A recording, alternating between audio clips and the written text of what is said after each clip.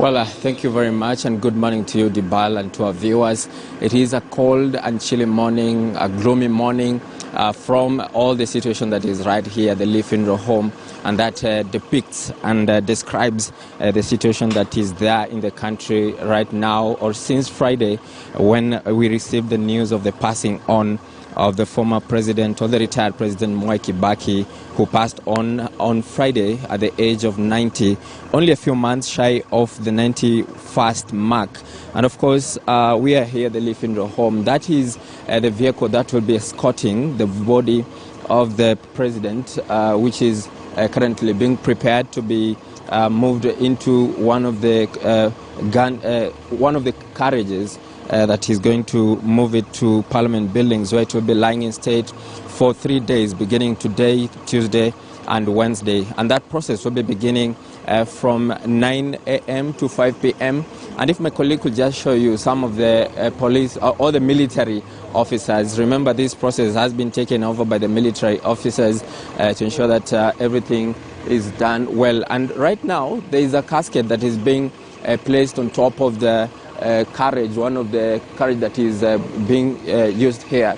And it's just because that the military officers here may not allow us to move towards it, but the body is now being moved into the carriage, where it will be moving straight down Valley Road, Kenyatta Avenue, and all the way to Parliament Road, where military officers will also be mounting a parade to give the president his final respect. Remember, he has been president for 10 years. He has been in government since the independence, since 1963, and we have seen a lot that he has been able to do during that time. He has been mentioned or described as the president or the best CEO the country has had yet. That was one of the headlines on the Standard newspapers on Saturday, and that just shows how much of the work that the president has put in. And remember, the solemn procession which will take Valley Road, Kenyatta Avenue, and all the way to Parliament Road before the body lies in state for 3 days, and the burial is slated for Saturday in Othaya, where the president comes from. And of course, on Friday we'll be having a national funeral service that will be happening at the Nyayo Stadium. And this is just at the backdrop of what we expect to do.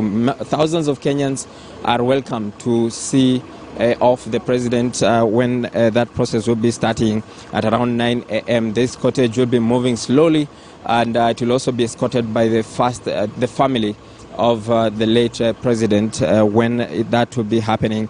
I remember the National State Funeral Steering Committee, which is fast-tracking all this process, said that the public has been given a national holiday on Friday to just remember and take a stock of what the president or the late president has been able to do. And remember, this is coming only about 2 years after we lost the second president, Daniel Toroitich Arap Moi, whose situation was similar to this, where the military have been according him such these level of respect, and of course level of just giving him the condolence that he requires, or what the country requires of what the sitting or the former president should be given when an incident like this one occurs. And remember, we are waiting to to also walk down all this way to give you the details of what will be transpiring. But Dibal, that is the situation right here. They're just preparing the body before it is moved into which is actually currently on the carriage, just awaiting to move around. And remember, this process is going to also have other leaders coming from different parts of the globe, if I could use that term. Remember that some of the dignitaries have been invited to also attend this event that will be televised in all leading media stations. And of course, here at KTN News, you'll be sure to get the whole story. And all officers, state officers, including the speakers of both houses, the Senate, Justin Muturi of the National Assembly, and Ken Lusaka of the Senate, are also expected to welcome or receive this body at the Parliament buildings at around 9 a.m., where the President will also be the first person to view this body officially at the Parliament buildings, and all other Kenyans will also be given a chance. And it will be a very quick process. You'll be walking in and out to also have a feel and also just see off the President, and also just pay your last respect, because the last day will not be, we might not be able to get a chance for everybody to, of course, view the body on the burial day, but this is a chance, a 3-day marathon event where all will be able to do that. And of course, those are some of the military officers just preparing to move. And of course, we'll be giving you more details as to what will be transpiring. But as you have already mentioned to you, it is a process that is being manned by the military officers. They have been preparing for this thing from yesterday, and have been continuing with that process. And so that is the match we have from here at the Lee Funeral Home, Dibal. I hand it over to you as the cottage now moves from here, the Lee Funeral Home, towards Parliament. Over to you, Dibal. And many thanks indeed. And of course, we want to that is what we want to view right now. Emmanuel, so thank you very much for that comprehensive reporting. As you can see, pictures there coming from the Lee Funeral Home, where the van that is, of course, bearing the body of the late former president of Kenya, Mwai Kibaki, it is now getting to the Valley Road. It will be moving along that particular road to Kenyatta Avenue, where the body will be received in Parliament buildings. And we know the head of state also is expected to arrive at Parliament buildings at around 10 a.m. this morning for the state function. And we know after 3 days as well of lying in state, the gun carriage and funeral procession will be on Friday. It will make its way now to Nyayo Stadium, where a national interdenominational memorial service will be conducted. You can see the drip of the Kenyan flag over the casket of the late President Mwai Kibaki, with the security details there. Immediately, President Uhuru Kenyatta announced this particular sad, unfortunate news to Kenyans. Military were deployed at the Lee Funeral Home to stand on guard, and they've been doing that since then. Now the body there is heading to the Valley Road. That is Valley Road, as you can see. And if maybe you want to cross or be using that particular road this morning, you might just be persuaded otherwise, because that is now taking preeminence. That is the funeral, that is a procession that is actually heading to the Parliament building today. And the President Uhuru Kenyatta will be presiding over this particular state function, as you can see. Let's just get the natural feels of how it is, the sounds, the sights and sounds right now as we continue with the conversation with the panelists. I'm holding Gladys Bos-Shele. Also, we have also Okongo Morgan with us. But before we do that, just get a feel and flavor of what is happening, then we'll continue the conversation.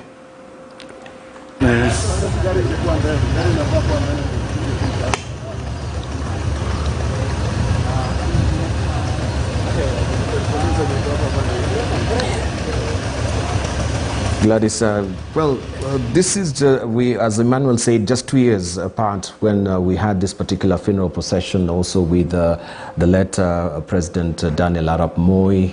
2 years, 2 months exactly, and now Mwai Kibaki as well has followed suit.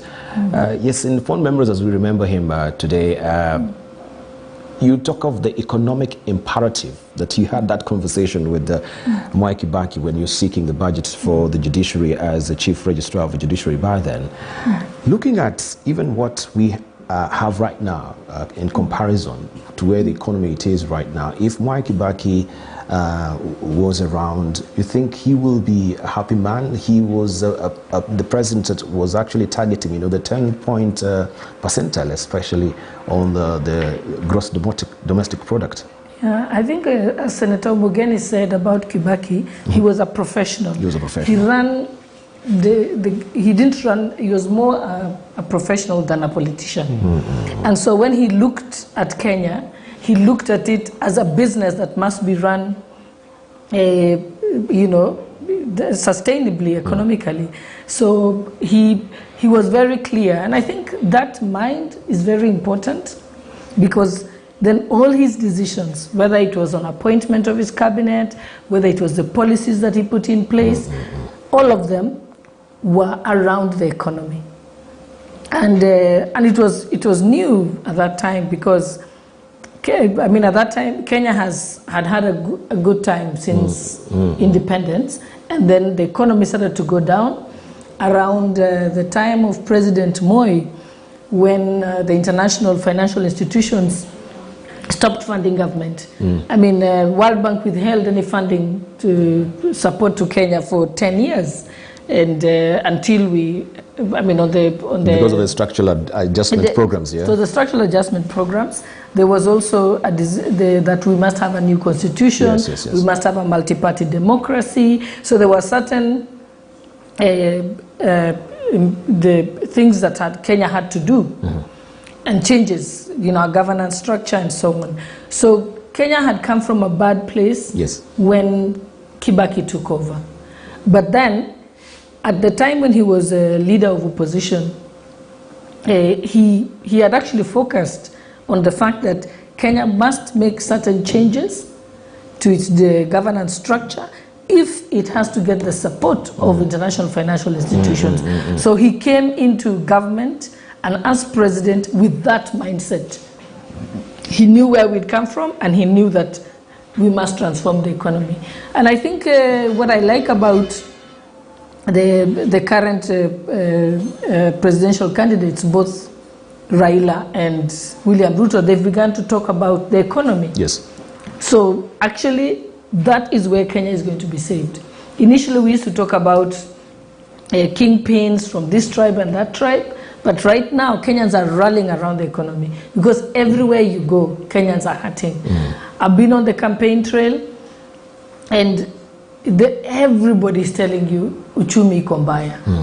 I mean, it's word on the street. You can't even argue with it. You don't even need an economics professor to tell you that. The ordinary mwananchi will tell you that things are not good, which means that if there's anything Kenyans want changed, is the economy.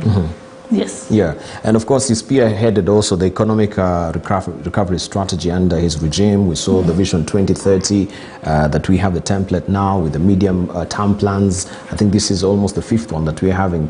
Only 8 years down the line, or 7 years down the line towards Vision 2030. It will have been wonderful for him if he was around to see the fruition of that really happening. It will have been wonderful to see him also seeing another transition, after, handing over power to Uhuru Kenyatta at the end of the day, and now seeing also that baton being passed, or that sort of being passed to, another presidential contender who will be the president by then.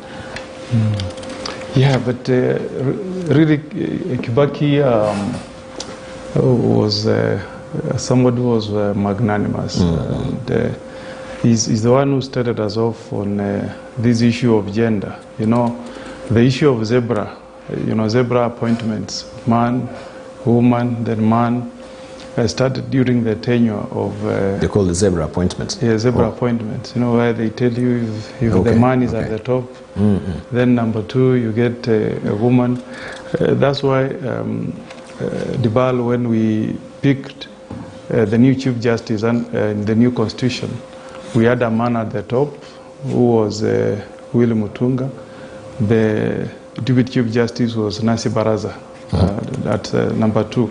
Of course, that has changed now. We have only our friends, women, in charge of the judiciary. The Chief Justice... It's about time. The deputies... It's about time. Yeah.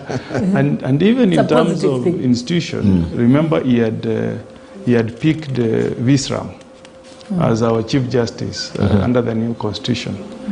When Justice Gisheru retired, he unilaterally picked the Visram, and then that issue was taken to Parliament, debated, and then Marende ruled that the only way we could pick a Chief Justice was through a competitive, merit-based process where candidates would be given an opportunity to apply.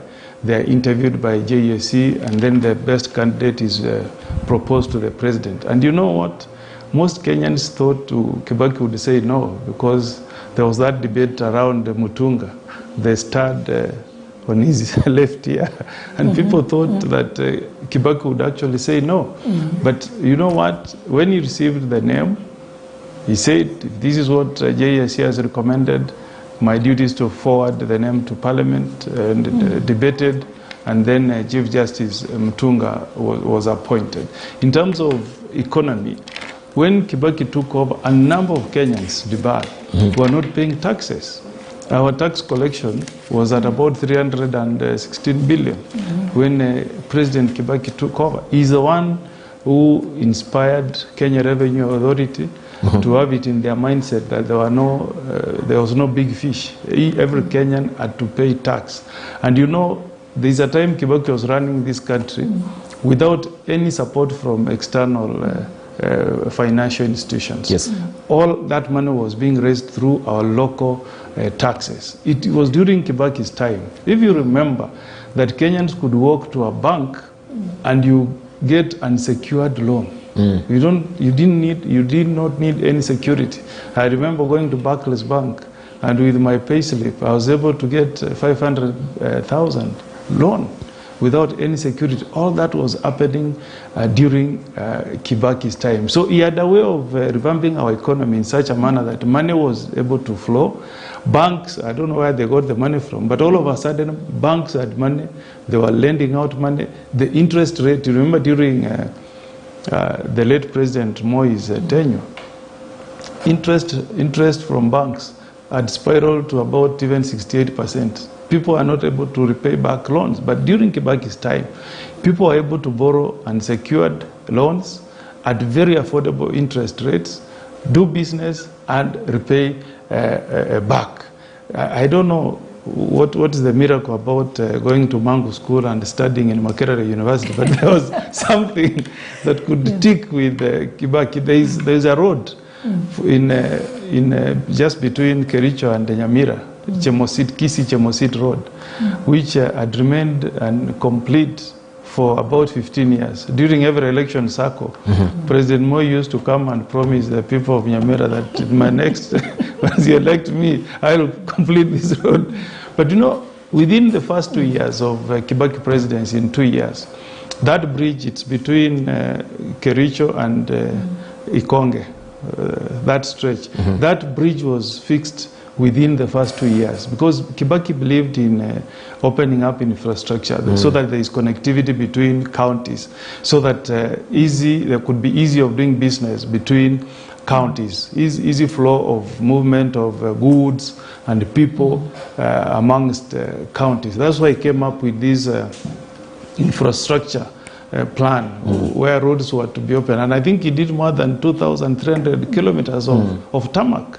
And so many counties remember Kibaki for having opened up their counties with the tarmac. So thank you. Really, he's a leader who was extremely visionary. And something else, Dibal, I remember Kibaki started the rallying called Kulipa Ushuru ni Kujitegemea. Yeah. He created pride in paying taxes as Kenyans. And for the first time, paying tax was not seen as a negative or punishment to businesses, but something that you do as a patriotic Kenyans. I mean, that was a plus for him as well. It changed the conversation around tax. Right. Dr. Nyikal, briefly, before we continue, of course, you can see the live pictures there coming all the way from, this is the Valley Road, as you can see, the slow procession that is headed to Kenyatta Avenue and all the way now to Parliament, where President Uhuru Kenyatta will be receiving the casket that is bearing the body of the late President Mwai Kibaki, and that will begin the state function at 10 a.m. from the presence of Parliament, where he'll be lying in state. And of course, Kenyans will begin now viewing the bodies, and all diplomats and dignitaries also will start streaming in as from tomorrow until Wednesday.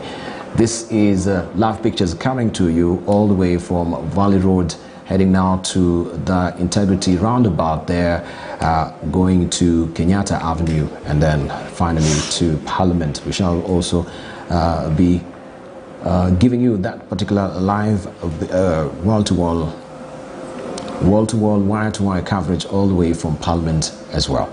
Dr. Nikau, yes. Back to you as well. When we had also the performance contracts, you know, we can see how he was really meshing, you know, the economist in him, the economist acumen in him, and also the political figure that he was at the end of the day.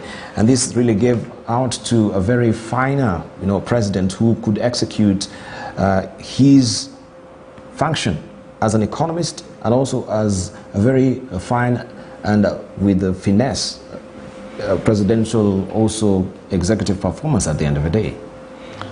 Well, I can summarize this as President Kibaki was actually a professional running an economy more than a politician running a country. Everything was well planned, like, you know, the economic recovery strategy. It was not just economic recovery strategy, it was economic recovery strategy for wealth and employment creation.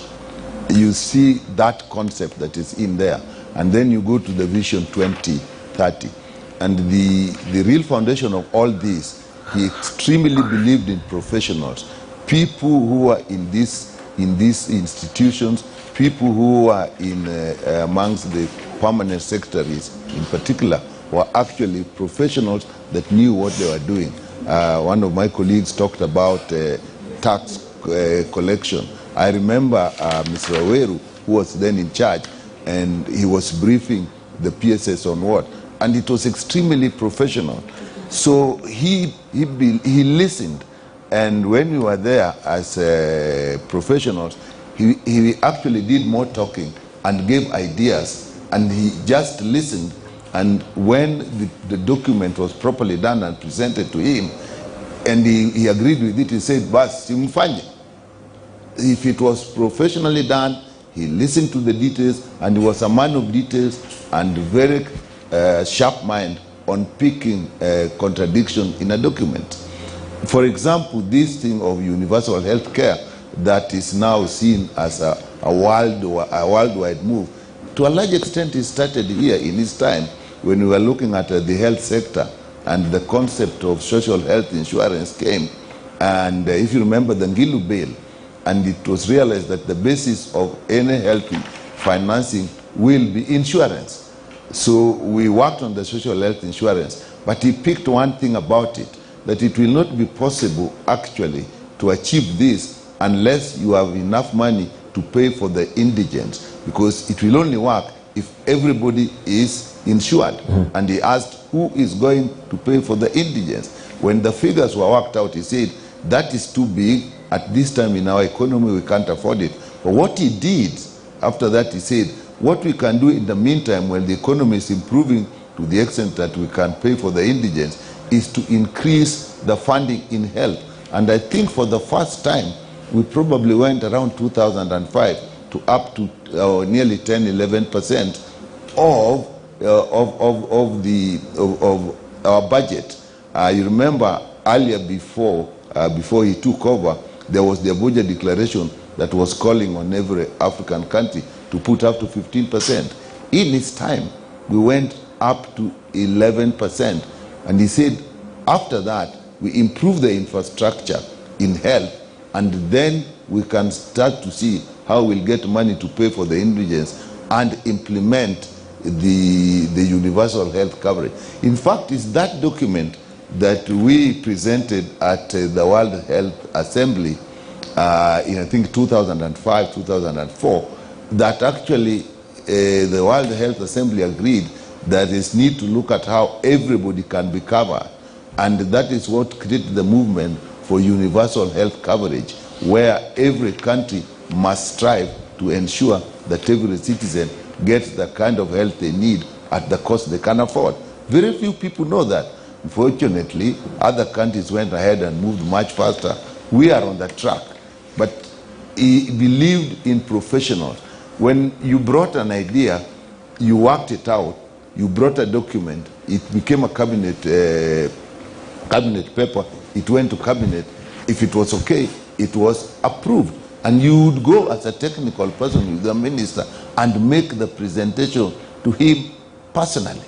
And he would say, yes, that can work, go ahead and do it. So that in health, that is when we actually had a global fund, and we had such a free hand in using the funds for the HIV, malaria, and TB. And that is also in the social sector. I then moved from health to gender, and in the social sector, that is when we came with the social protection. We visited Brazil, and we saw what cash transfer was doing for the elderly persons and also for orphans and vulnerable children.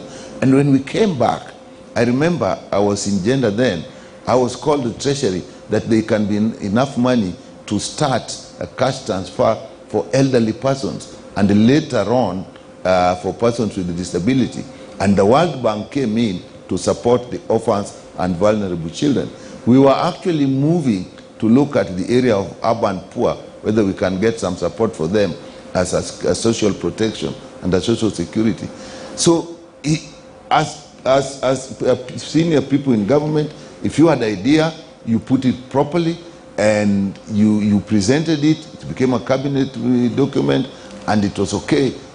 You did it. And we were never afraid of acting so long as you had facts. I remember for all the time, I was DMS and then PS in the two ministries. I don't remember receiving a telephone call from State House instructing me what to do, including employment of people. So mine is that he was a professional. He was running an economy.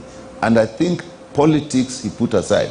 The other element, he actually protected officers, professionals from politics.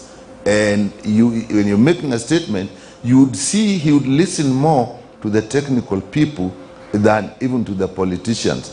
And he would come with a statement, hiyo ni siasa tu, wacha huyo. I remember one incident, we were launching malaria in Makueni, malaria program in Makueni, and I was explaining how malaria works. And his handlers were saying, time. He looked up and said, Daktari bado ananionyesha. Si hii ndio kazi. Hiyo ni kuzungumuza tu. Tufanye hii. So you felt safe, you felt courageous, you used your mind, and we worked amongst the permanent secretaries actually as a group. We shared, it was passed on to him, and we had the go ahead, and we did it. And that's how things changed. Even in the health sector, there's remarkable improvement in the health indices between 2003 onwards. Thank you. Yeah, and it is good also that you bring that to the fore, even as the world is marking the World Malaria Day today. Exactly. Yeah, so I think he was very pivotal in making sure that we're combating this specter of malaria that is still killing, our children, our women as well, and generally the whole population. Let me tell you about that. Then he actually said that day in Makueni, but do you have to treat it all the time? Can't you prevent it? And that is around global time. That is when we came with the nets, insecticide-treated nets. That is when we came with the indoor residual spraying, that is spraying inside the houses, which we are still using today. That is when we changed the treatment from the old treatment of chloroquine and the fancy dust, and we came to Coatem, which is being used today. And there was a question, shall we get enough money? For example, Coatem was costing 700 shillings a dose, while chloroquine we were using was 40 shillings a dose. And the question, where are we going to get the money? So I remember when we explained to him that when people get very sick after using a drug that doesn't work, we spend a lot more money, and even in funerals. So if we use 700 shillings, we'll actually recover. And he said, can you compute it and show? And we had a health economist, with Muchiri, I haven't seen him for a long time. And we computed that and said, fast, to find it. And that is how we moved. We used data. And at that time, he would listen very little to politicians. And he protected the professionals in government. All right, this is a live pictures coming to you all the way from Parliament buildings earlier.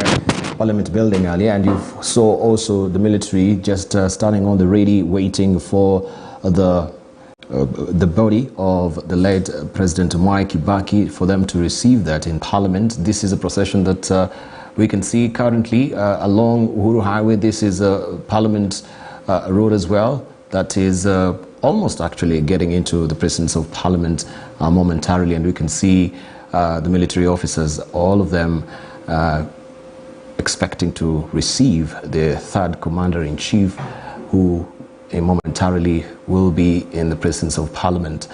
As we continue with this conversation, Gladys, we can talk about, we can see the broader perspective and the insight that we get from Dr. Nyikal when he was really steamrolling the social pillar of the Vision 2030, where health also was big for him, combating malaria was big for him. But were we left behind when it came to gender? Because even right now we're still grappling with the realization of, gender parity. We had the sunset clause that people say, oh, this is a mirage. We can never even, reach this sunset clause. At the end of the day, looking at the Constitution right now, even the cabinet, the way it's constituted, we've had court cases that are still pending. We had also an advisory from the former CJ say, we know you need to dissolve cabinet because it is not properly constituted as far as gender parity is concerned. Yeah, Did we realize, had he been here, we would have actually seen a discernible difference in gender parity? I think the gender parity issue has been progressive, if you look at it. When you look at Mzee Moi's presidency, actually I tell people Moi was a feminist because he had the highest number of MPs elected during his time. He had the head of public service, who was a woman. So he made, President Moi made the first step. And even if you look at when women went to Beijing, yes, to sign the international convention, led by Nyiva Mwenda, who again had been appointed as a minister by President Moi. So there was some growth on the issue of dealing with gender parity during Moi's time. And then President Kibaki, in ensuring that we had a new constitution, it was entrenched in the constitution. The constitution entrenched the issue of the zebra nomination list to try and press upon political parties. The 47 women representatives elected was also in the constitution. So a lot of strides were made. Yes. In the 2010 constitution. I remember that Mwai Kibaki also about being very keen on the constitution. And I think at that time, when I was at the Electoral Commission, President Uhuru was the Minister of Finance. And we needed 10 billion shillings to be able to fund the referendum committees, the ones who were in the no campaign. Yes. And I remember Kibaki was very keen about it because he said, if the government is pushing for the yes campaign, if we don't fund the no campaign team, yes, then this constitution will not be legitimate. And then with that advice, we went to see. I did see Uhuru Kenyatta, and he actually approved the 10 billion shillings. But also because, President Kibaki was keen on it. So that's also something that's impressive. So, and then now we had an opportunity after the new constitution in this new government to fully implement the constitution that deals with, has already dealt with the gender issue. It's just that we have failed to implement the constitution. So actually, I can say there was growth at Moi's time. There was growth under Kibaki. We have failed on this one because we already have a constitution that gives us the solution. We just have failed to implement the constitution. And even saying this debate about President Kibaki, God rest his soul, is, I've just read page 3 of the Standard. I think it's Stevens Mwendo has written the story. And I think it's fascinating. It's something I'd forgotten about. I've just read it now. He says there were songs praising Moi and songs praising Jomo Kenyatta. Yes. But he says there were no songs in praise of Mwai Kibaki. Mwai Kibaki never invited choirs to come to State House to sing his praises. If you remember the days of Tawala Kenya, Tawala, you know, that ended with Kibaki. Kibaki never had a symbol of power, you know. Jomo Kenyatta had a fly whisk. President Moi had a rungu. Kibaki didn't carry any of those power issues. Yes. And I still remember, I forget the name of the book, but there was a book written by an international journalist, and he said, this is the description of an African president. He says, they carry something like a fly whisk or a rungu. Every hospital, every road, every university is named after them. He says that songs are composed, you know, so he basically gave a description. Yes, yes. And that was before Kibaki became president. So I remember saying, I think that guy should rewrite his book, because, I mean, Kibaki broke ranks on that one. Yes, yes. And changed the narrative of African presidents. I remember during Moi's time we had the Presidential Music Commission, and I mean, it was a big issue. It's still there. Yeah, it's still there. It's still there. But choirs in praise of a president doesn't happen anymore. But it also tells you Kenya has moved. We've become a more democratic nation. Yes, yes. We actually are more governance structures that are important. So it was a singing in praise of a president and so on, was almost the African dictatorship narrative that was there. And it was Mwai Kibaki who changed that. We never saw him wear military fatigues and walk around. As I mentioned earlier, you know, when and you know and just listening to this and looking at his story and his age, in my culture, when somebody at his age passes on, we have a different word for it. We don't say the person died. We say like they went to rest or they transited. So in my culture, I would say Mosin Guga, you know, he's gone to sleep. The grandfather has gone to sleep because, and so their funeral normally is a celebration of their achievements and the legacy they left behind.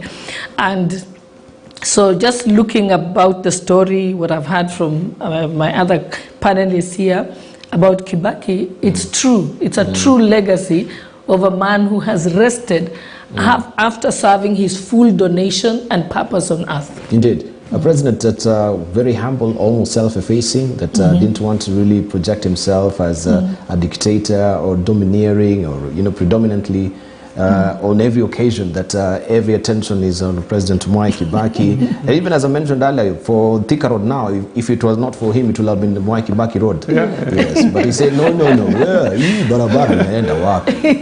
Kama inaenda huko Thika, but iite Thika. President Kibaki was a true economist. Those who are his friends in Madaiga used to give stories of a man who you could not hang around with in the hope that he will settle your bills. He trained people to budget for their coin. Yeah, just I'm sorry. Let me just butt in Congo Morgan, because I can see also the courage bearing the casket of President Mwai Kibaki has arrived in Parliament, and we can see the military pallbearers there now trying to get it from the carriage into Parliament. This has gone all the way from the Lee Federal Home, where it started this morning, if you're just joining us. And now the casket is getting into Parliament. The military pallbearers are there. Some of the top military officers who are now giving also their last respect to the third commander-in-chief.